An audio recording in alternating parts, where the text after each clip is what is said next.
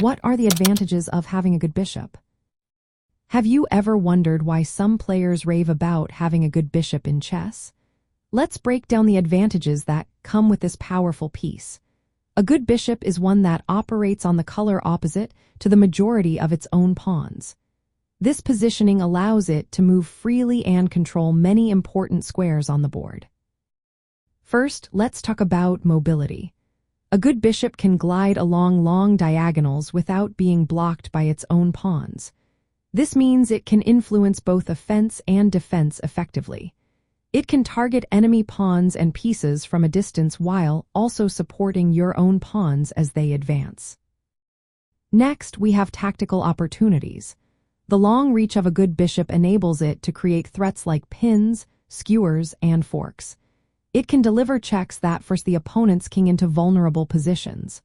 For instance, bishops can play a key role in early attacking combinations that target weak squares like f7 or f2. This can lead to material gain or a better position on the board. A good bishop also plays a strong defensive role. It can protect weak squares and pawns that might be hard to defend otherwise. In setups like the fianchetto, the bishop guards critical squares around the king, making your defensive structure much stronger.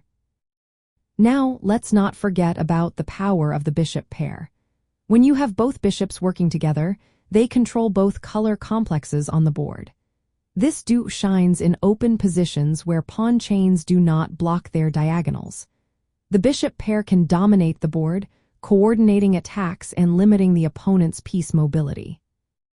Flexibility is another advantage. Unlike knights, which perform best near the center, bishops can be effective even when placed on the flanks, as long as their diagonals are open. This allows you to quickly shift the bishop's focus between different parts of the board, responding to threats or creating new ones. Finally, in many endgames, a good bishop is often more valuable than a knight.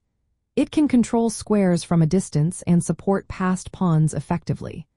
Additionally, it can restrict the enemy king's movement by controlling key diagonals, making it harder for the opponent to defend or counterattack. In practical terms, players should aim to develop their bishops early in the game. Clearing pawn structures to open diagonals is essential. Maintaining bishops that operate on squares opposite to their pawns maximizes their potential. This strategy contributes to both positional and tactical advantages throughout the game. So, the next time you play, remember the many advantages a good bishop can bring to your chess strategy.